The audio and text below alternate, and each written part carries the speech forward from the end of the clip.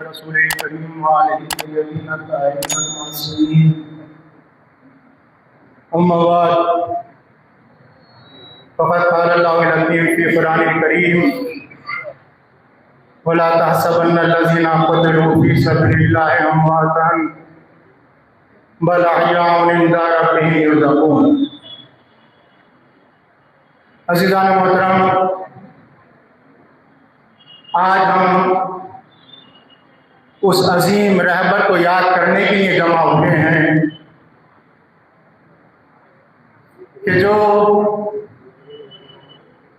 اپنے روب و جلال سے دشمن کی نیندیں حرام کیے ہوئے تھا۔ وہ بہادر رہبر جس کا نام لیتے ہوئے دنیا کی بڑی بڑی طاقتیں کی زبانیں لکنت کرتی تھیں، وہ رہبر آج ہم سے جدا ہو گئے۔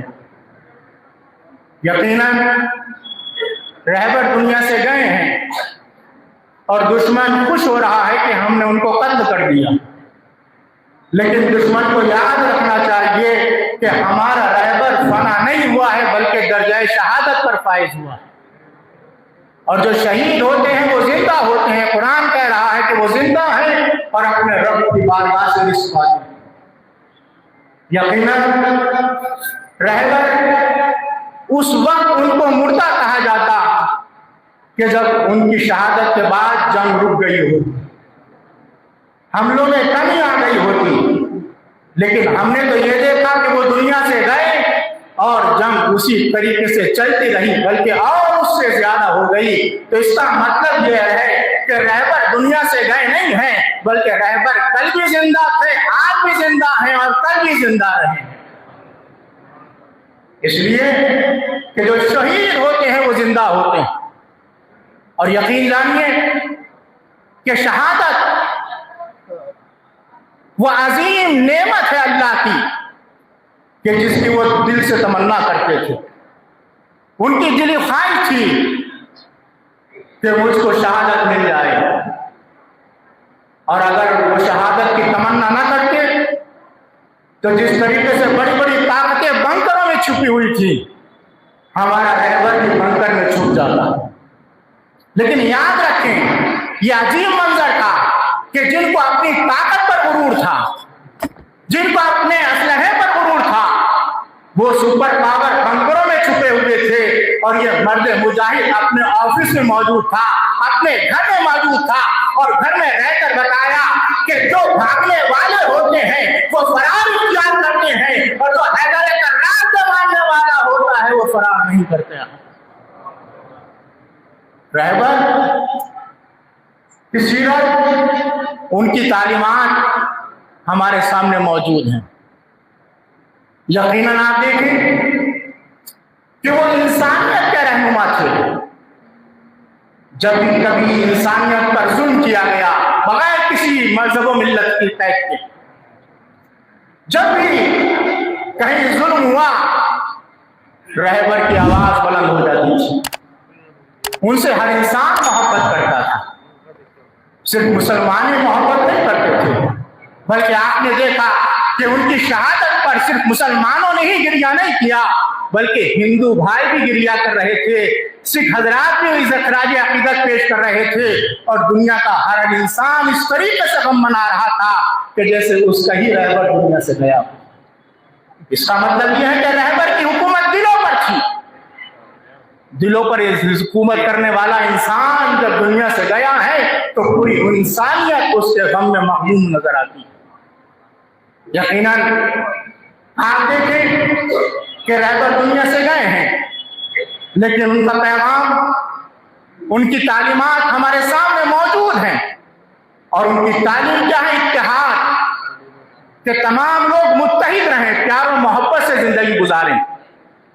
پوری زندگی آپ کی اسی مشن میں گزری کہ سب متحد ہوں، پیار و محبت ہونی چاہیے، دہشت گردی کا خاتمہ ہونا چاہیے، کسی کو حق حاصل نہیں ہے کہ وہ مظلوموں پر ظلم کرے، وہ کسی ملک پر قبضہ کرے یا کسی پر حملہ کرے۔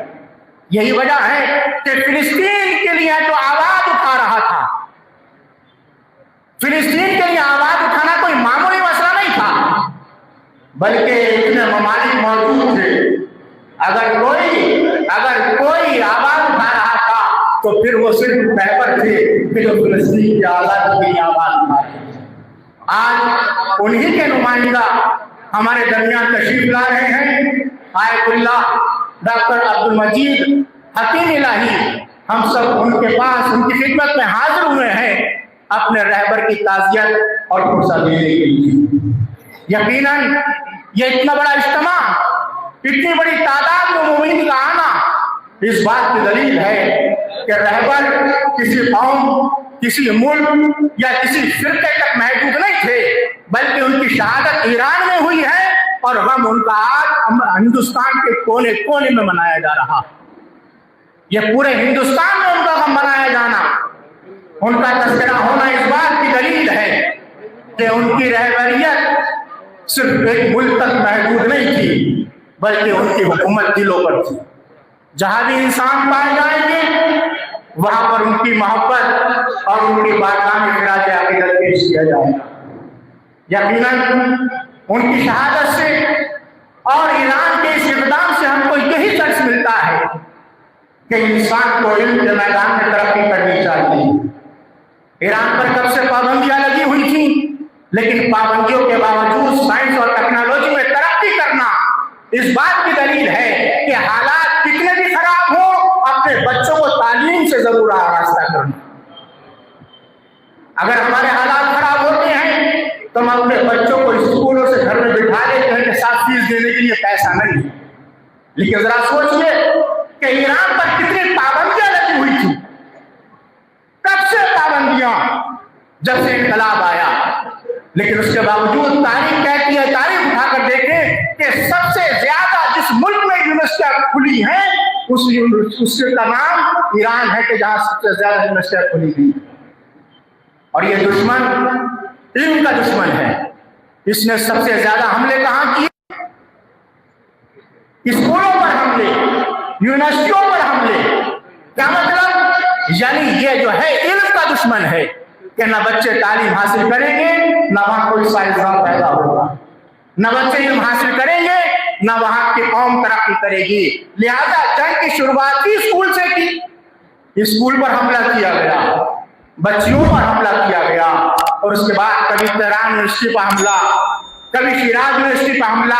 ये तमाम यूनिवर्सिटियों पर हमला होना इस बात की दलील है कि ईरान ही वो मुल्क है कि जहां हर जगह आपको दरसगाह नजर आएगी, हर जगह यूनिवर्सिटी नजर आएगी, जहां कॉलेज नजर आएगा। ये इल्म ही है कि जिसकी बुनियाद पर ईरान ने आज इतनी तरक्की की।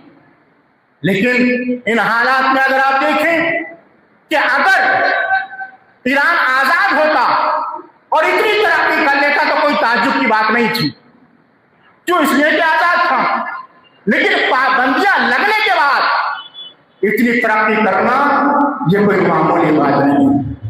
हालात से मुकाबला किया और हालात से मुकाबला करने के बाद बताया कि हम वो हैं कि जिनका ताल्लुक बाद मदीनतुल इल्म से भी है और शहर मदीनतुल इल्म से भी है। इसलिए कि हालात कितने भी पुराशोक हो जाएं, लेकिन हम इल्म का दामन नहीं छोड़ेंगे, हम इल्म को नहीं छोड़ेंगे।